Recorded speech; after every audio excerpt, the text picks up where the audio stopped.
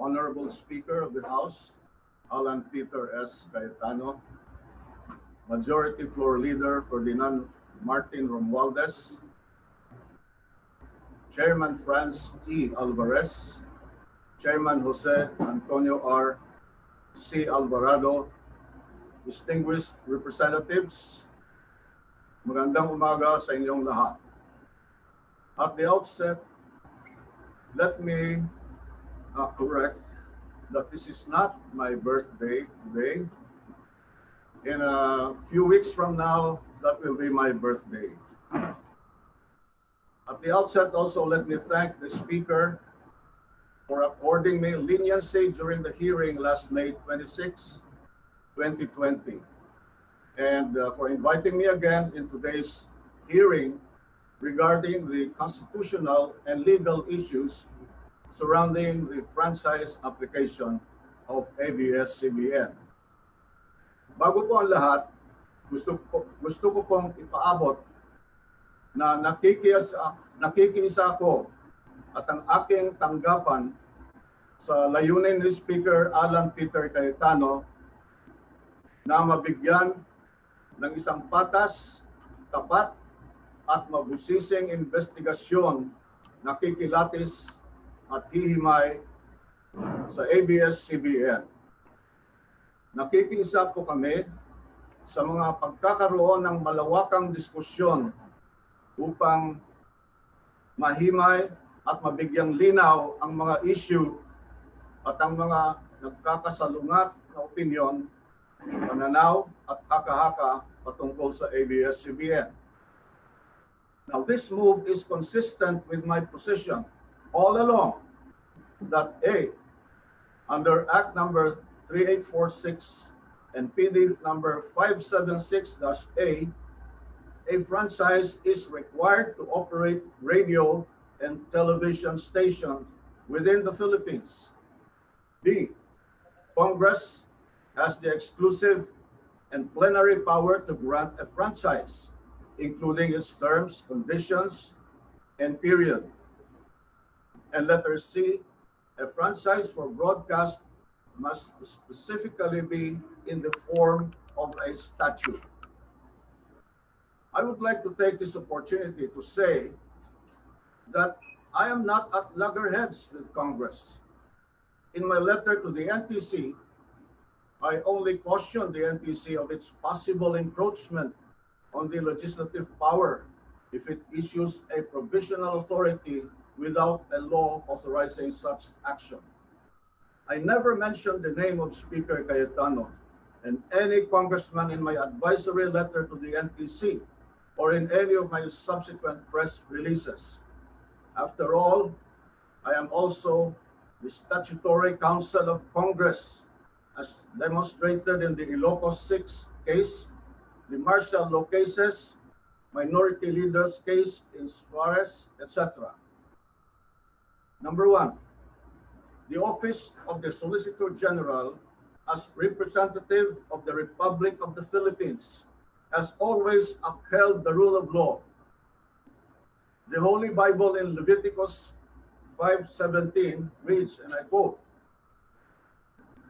"If a person sins and does what is forbidden in any of the Lord's commands, even though he does not know it, he is guilty and will be held responsible," unquote. This is also true under Roman law, which introduced the maxim, ignorantia legis neminem excusat. Ignorance of law excuses no one. From the ancient times, we fast forward to the modern times.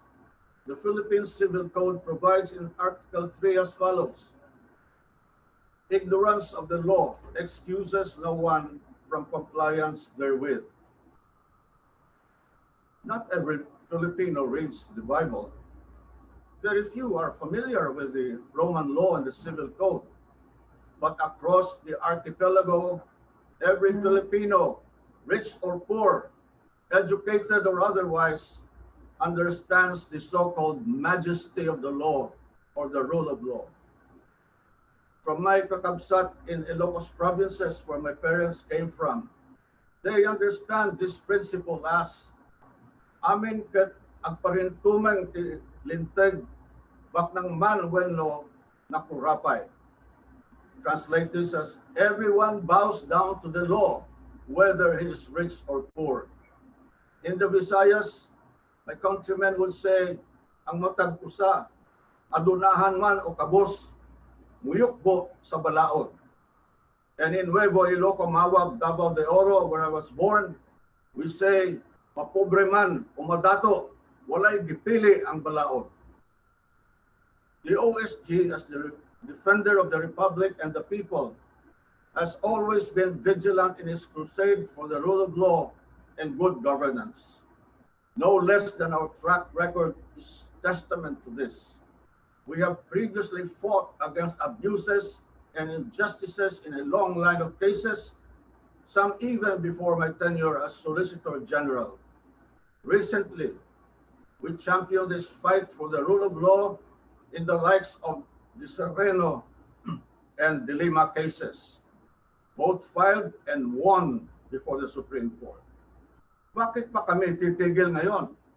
Responsibilidad namin ipagpatuloy ang labang ito, hindi para sa aming sarili, kundi para sa sambayanang Pilipino. We will endeavor to right every wrong, no matter what the cost, no matter who we go up against. Similar to the cases prosecuted and defended by the OSG, the quo warranto petition filed against ABS-CBN should not be an exception. What the OSG is seeking before the Supreme Court is merely the correction of a legal wrong and nothing else. Ito ay laban para lamang sa kung ano ang tama at naayon sa batas. Number two, there are prevailing legal principles that place me in a predicament and prevent me from fully participating in this present proceedings. As many of you are aware, currently there are two pending cases before the Supreme Court involving the broadcasting operations of ABS-CBN. One is the quo warranto petition I filed for the forfeiture of ABS-CBN's franchise. The second case is the petition for certiorari and prohibition filed by ABS-CBN against the National Telecommunications Commission, or NTC, questioning the NTC's cease and desist order. Some of the issues involved in these cases pertain to ABS-CBN's violations of the Constitution and its franchise, which, according to your letter, are the subject of your current inquiry.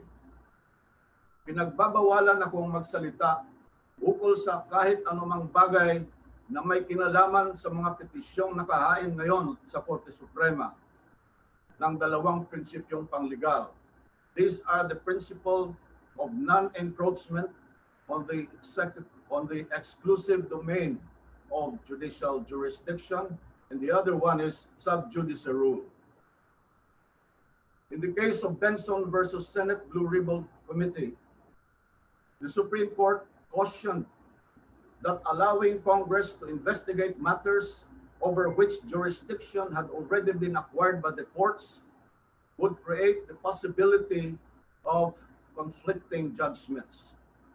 It held that the inquiry into the same justiciable controversy would be an encroachment on the exclusive domain of judicial jurisdiction that had set in much earlier. Indeed, as said in Benson, Congress's power to inquire is recognized. However, such could not usurp judicial functions.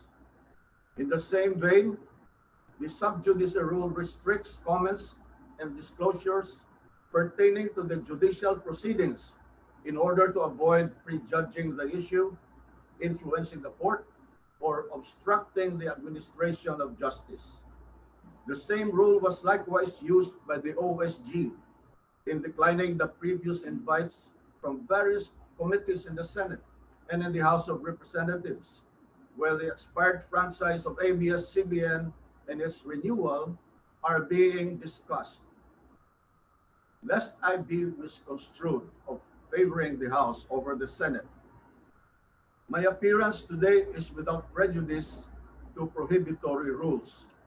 I come here to heed the Speaker's call last May 11, 2020, and I quote, "As a fellow lawyer and a government worker, we should be working together and not trying to bring down each other, unquote." As a matter of fact, the Republic filed on February 13, 2020, a very urgent motion for the issuance of gag order in the quo warranto petition invoking the sub judice rule. In said motion, the Republic prayed for the issuance of an order prohibiting the parties, including the Republic, and any person acting on their behalf from releasing any statements discussing the merits of the quo warranto petition. I maintain this position, and thus I am not allowed to answer any questions involving matters pending before the Supreme Court. I must tread lightly to avoid violating the sub judice rule. A violation of the sub judice rule may render one liable for indirect contempt under Section 3D, Rule 71 of the Rules of Court. I must also point out that the canons of Code of Professional Responsibility likewise hinder me to comment on the merits of the case. In the case of ABS-CBN versus NTC, the House of Representatives, along with the Senate, has been impleaded by the court as a party litigant. Thus, my mere presence in any proceedings of the House of Representatives to hear and discuss any matters involving the case might violate the Code of Professional Responsibility. As we all know, the OSG represents the NTC in the cases earlier mentioned. As with all lawyers, as Solicitor General, I am bound by the Code of Professional Responsibility, which obligate me to observe candor, fairness, and loyalty to my client, to keep fidelity to my client's cause, and to preserve the confidence of my client. It may thus be the height of professional misconduct and impropriety for me to appear before a party litigant, especially when this appearance would inevitably lead to a discussion of matters relating to an ongoing case. More than OSG's role as counsel for NTC, OSG also acts as the direct representative of the Republic of the Philippines in certain proceedings. As the Republic's representative in the quo warranto against ABS-CBN, and as a statutory counsel of the NTC in the ABS-CBN's petition for certiorari and prohibition against NTC, the OSG plays a quintessential role in protecting the Supreme Court from extraneous influence so that the latter may not only be impartial, but also appear to be impartial in deciding upon the issues of the case. Number 3, in its broadcasting operations, ABS-CBN committed violations arising from its franchise, the laws, and the Constitution. In this Honorable House's email to OSG last May 29, I was directed to give an opening statement, and I quote, summarizing why ABS-CBN's application should be denied, unquote. The OSG has already furnished this committee with the pleadings that it has filed with the Supreme Court. To reiterate, the OSG has made known to all that ABS-CBN violated the Constitution and other pertinent laws. I am quoting the following arguments raised by the Republic in its pleadings filed before the Supreme Court, which are already as part of public records. Number 1, ABS-CBN Corporation violated the nature and scope of its legislative franchise under RA 7966 when it allowed another entity, ABS Convergence, to make use and abuse the legislative franchise granted to ABS-CBN Corporation. ABS-CBN Convergence, Inc. has no legal authority to broadcast under RA 8332. Number 2, furthermore, under RA 7925, no single franchise shall authorize an entity to engage in both telecommunications and broadcasting, either through the airwaves or by cable. Thus, with its KBO offerings, ABS-CBN Convergence not only violated its own legislative franchise, but also the Public Telecommunications Policy Act of the Philippines. Number 3, based on the foregoing. Excuse me, Solicitor General. Hello? Before you continue, Solgen, the committee secretaries of joint committees is hereby directed to have our guests to take their oaths. May I proceed, Your Honor? Based on the foregoing, it cannot be denied that ABS-CBN Corporation. Excuse me, Solicitor General. Mag-oath lang po kayo sandali. Sunod pwede na po kayo mag-continue. SecGen, ComSec. Mr. Chair, can you already include all the others so that we can have an omnibus? Yes, sabay-sabay na po lahat. Sabay-sabay na po lahat. Pati ABS-CBN. Pati NTC. Lahat po ng invited guest natin, sabay-sabay na po. Even those in Zoom, Mr. Chair. Thank you. Thank you, Congressman Albano. ComSec. Please raise your right hand. Do you swear to tell the truth, the whole truth, and nothing but the truth before this joint congressional inquiry, so help you God? Thank you. Solgen. May I continue, Your Honor? Please continue, Solgen. Thank you. Thank you. Now, based on the foregoing, it cannot be denied that ABS-CBN Corporation in broadcasting contents in its KBO channel is likewise engaged in CATV service without the required permits, licenses, and/or authority to operate a CATV system. As already discussed in the petition, ABS-CBN Corporation charges 30 pesos or 99 pesos from the viewing public to be able to watch the movies and other contents in the KBO channel. ABS-CBN Corporation has aired movies, boxing shows, concerts, and other events in its KBO channel for a fee and without obtaining a prior approval from the NTC. These acts are evidently not covered by the legislative franchise granted by the state in favor of ABS Corporation. Number 4, ABS-CBN Corporation was not authorized to use free-to-air signals for its operations of the KBO channel.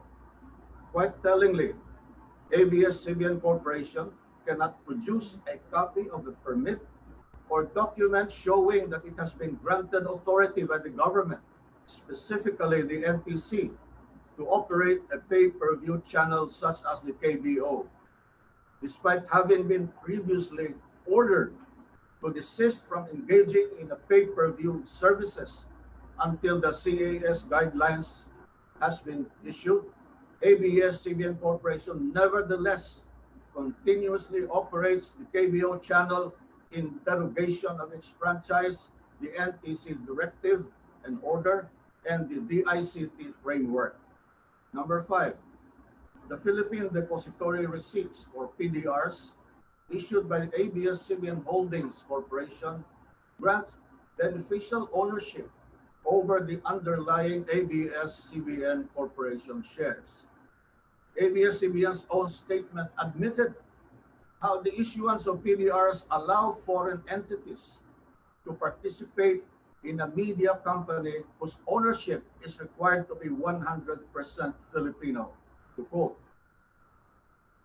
the the PDRs unlock the share value of ABS-CBN Corporation, allowing foreigners to participate in a media enterprise whose ownership is constitutionally limited to Filipinos. With foreigners allowed to buy PDRs, the ABS-CBN Corporation shares, which have long been undervalued, can now play catch-up with regional media counterparts. This arrangement certainly is a circumvention of a foreign equity restriction provided under the Philippine Constitution. To reiterate, letter A, an ABS-CBN PDR holder has a right to delivery or sale of the underlying shares of stocks evidenced by the PDR. If the holder is a non-Filipino, delivery of the shares of stock can still be made to a Philippine person designated by the non-Filipino holder. Letter B. Upon exercise of the PDR exercise rights, the shares delivered or sold shall be lodged with the PCD unless and until the exercising holder, in case of delivery, or subsequent transferee, in case of sale, requests for upliftment into registered stock certificates evidencing shares. Letter C. The delivery of the shares comes with all the right of a shareholder, including voting rights. Letter D. An ABS-CBN PDR holder has a right to additional PDRs and to the adjusted terms and conditions upon occurrence of certain event. Letter E. An ABS-CBN PDR holder has a right to dividends from the underlying ABS-CBN Corporation shares. Letter F. An ABS-CBN PDR holder can modify or alter their rights upon passing of an extraordinary resolution. To conclude, the ABS-CBN PDR grants beneficial ownership to the PDR holders based on the rights conferred upon them, evidenced by the PDR instrument and PDR certificate submitted by ABS-CBN. To countenance this practice is a looming threat to our sovereignty, which the constitutional safeguards aim to protect. Indeed, the ABS-CBN PDR has provided for a creative mechanism to indirectly own the underlying ABS-CBN shares of stock, but no matter how creative, the resulting end remains that enables non-Filipino to beneficially own a media conglomerate, the ABS-CBN. The pleadings filed by the OSG and their attached documents already bear out the sins of ABS-CBN. I encourage you, honorable representatives of our people, to scrutinize every detail of the documents we have provided you. See for yourselves the facts as borne out by the documents, rather than the falsehoods peddled by various groups whose interests are served by maintaining the unfair and unjust status quo. National Artist for Literature F. Shonil Jose hit the nail on the head when he said, and I quote, "The real issue with ABS-CBN and its owners is not press freedom. It is money, politics, and power. How power is acquired, how it is abused and maintained, and most of all, how it obstructs the country's economic and democratic development." For the past few days, ever since ABS-CBN supposedly went off the air, their stars and celebrities have taken to social media to rail against what they perceive to be oppression on the part of the government. In desperation, they would want to use their influence over the multitudes of fans to muddle the issue and drum up support for their network. One of the more prominent stars who spoke against the government is Coco Martin. He said in a social media post addressed to me that, and I quote, "Kapag ang pamilya ko kinanti, kahit sino ka pa, lalabanan ako ng patayan sa iyo, kahit patayin mo pa ako." Maraming salamat, Solicitor General Joe Calida, at sa bumubuo ng NTC sa kontribusyon ninyo sa ating bayan. Tinatarantado ninyo ang mga Pilipino. It appears that he is spoiling for a fight. He feels that he can solve their problems the same way as he solves them on screen with much of bluster and bravado. Allegedly, he has apologized for his tantrum. However, we cannot discount the fact that in his rage, Coco Martin's outburst showed a clear lack of understanding of the situation. His sarcasm is clear.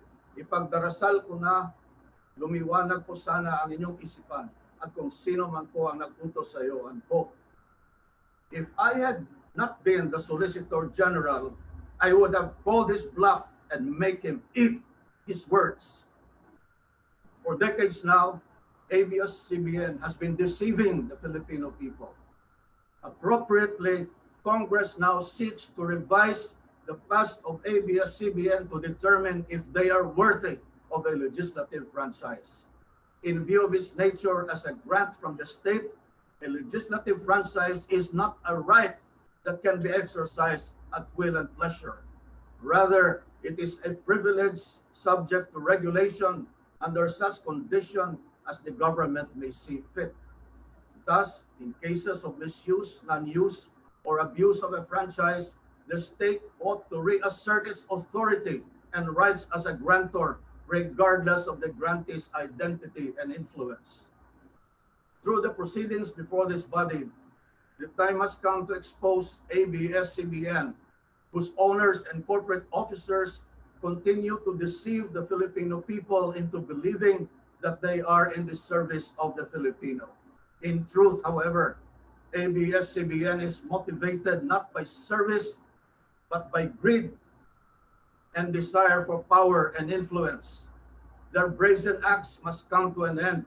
The hour of reckoning may have been delayed, but it has now come. As for ABS-CBN, you may have committed too many violations which went unnoticed and unpunished, but we are determined to root out such illegal practices. I could hear now the voice of Frank Sinatra resonate, and now the end is near. Maraming salamat po sa inyong lahat. Maraming salamat po, Solicitor